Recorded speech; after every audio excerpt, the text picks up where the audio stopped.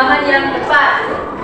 Yang keempat, dengan mengamati penjelasan guru, siswa dapat menggunakan sifat pertukaran pada penjumlahan untuk menyelesaikan masalah dengan tepat. Yang kelima, dengan mengamati penjelasan guru, siswa dapat mengidentifikasi bentuk pola irama sederhana dengan bernyanyi dengan tepat. Yang keenam, dengan kegiatan bersama-sama, siswa dapat memeragakan pola irama sederhana pada lagu cemara dengan tepat. Itu tujuan pembelajaran kita hari ini.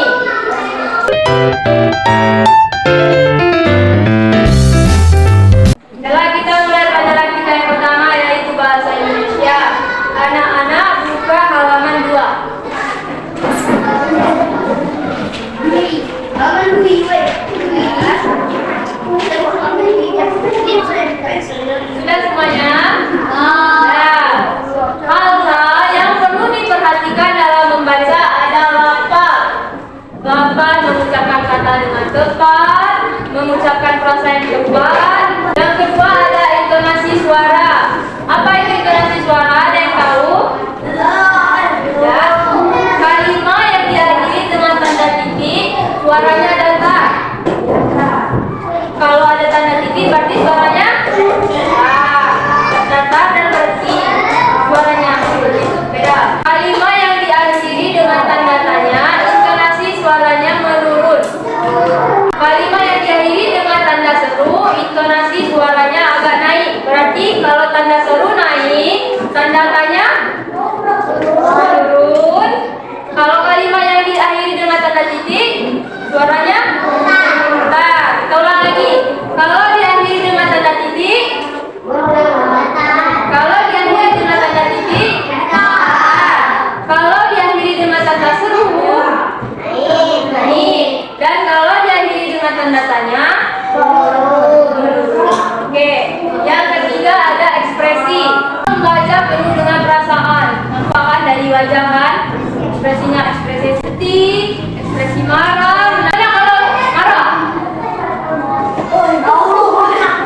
kalau ekspresi sedih bagaimana?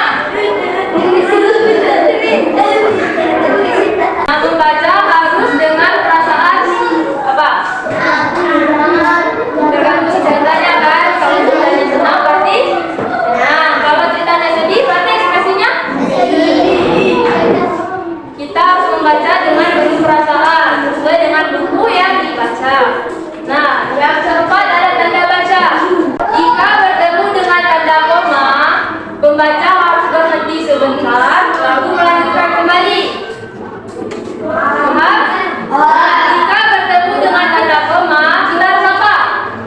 Berhenti sebentar lalu melanjutkan.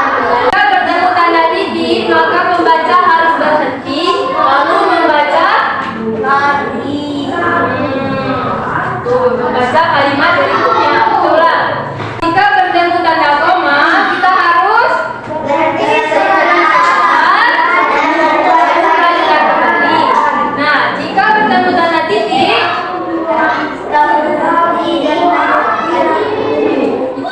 kita berhenti lalu melanjutkan kalimat berikutnya. Oke. Sekarang kita membaca halaman 2. Perhatikan halaman 2. Judulnya pohon apel yang tumbuh. Kita baca bersama-sama ya. Yang pertama, api. Ada sebuah pohon apel besar. Ada seorang anak laki-laki yang menaiki pohon. Ada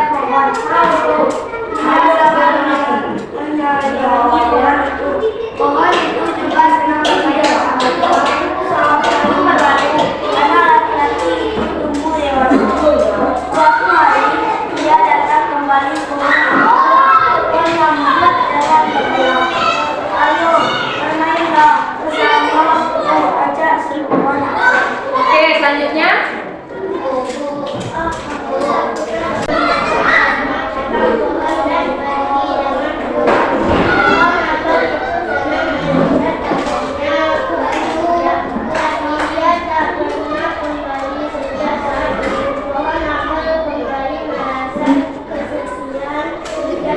Oke, yang ketiga. Aku laki-laki itu kembali lagi. Laki-laki itu dan pohon apel sekarang sudah sama-sama tua. Aku sudah tak bisa memberikan apa-apa, kata pohon apel. Tidak apa, aku hanya membutuhkan sebuah tempat untuk beristirahat, jawab laki-laki itu. Baik, kata pohon tua, adalah tempat terbaik untuk bersandar dan beristirahat. Duduklah sini beristirahat, kata pohon. Laki-laki itu pun duduk bersama dan datang pohon yang masih tersisa. Pohon apel itu menangis bahagia. Akhirnya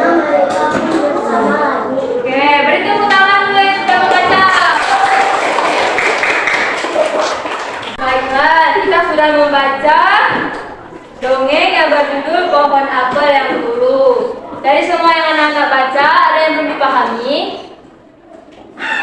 Sudah paham semua? Sudah. Sekarang anak-anak buka halaman 4. Sudah. Kita menjawab pertanyaan. Ada 5 pertanyaan. Yang pertama, siapa teman pohon apel? Laki-laki. Yang kedua, apa yang dirasakan pohon apel saat bermain bersama temannya?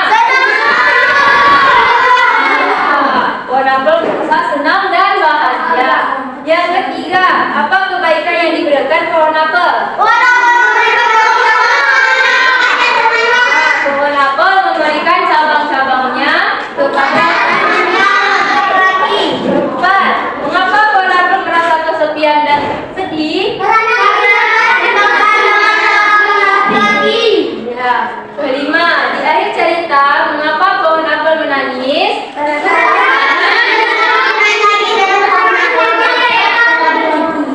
Saat bermain kembali dengan temannya. Oke.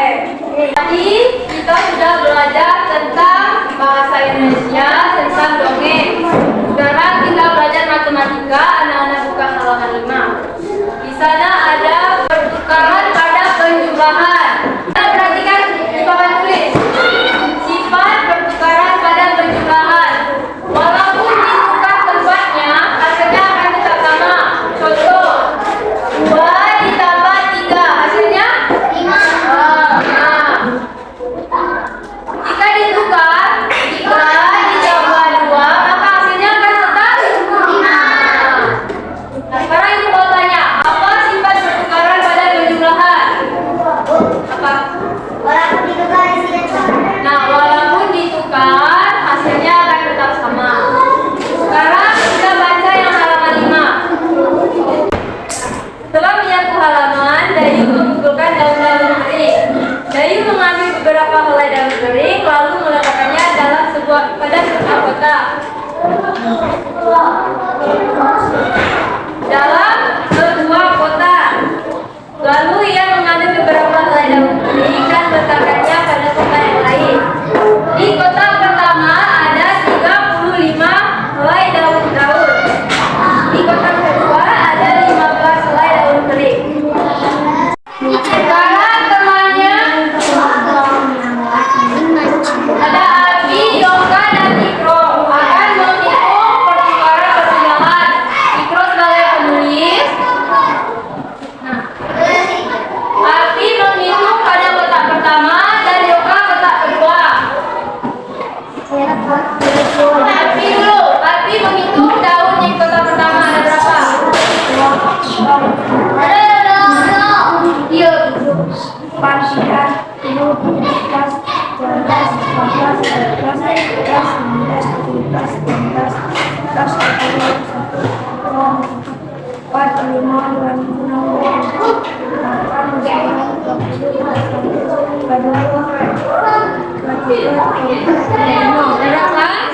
Ada 35 di kotak pertama.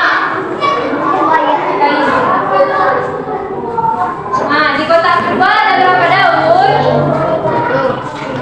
2, 3, 4, 5, 6, 7, 8, 9, 10, 11, 12, 13, 14, 15. Ada berapa? Ada 15. Di kotak kedua ada 15 daun. Jadi semuanya ada berapa? 50. Sama dengan 50. Sama dengan dulu tuh.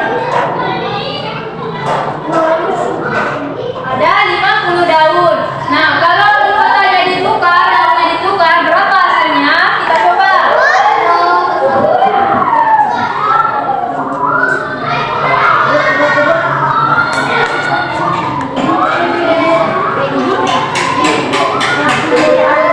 Kita hapus dulu ya.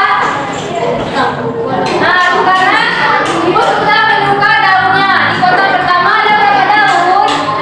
1, 2, 3, 4, 5, 6, 7, 8, 9, 10,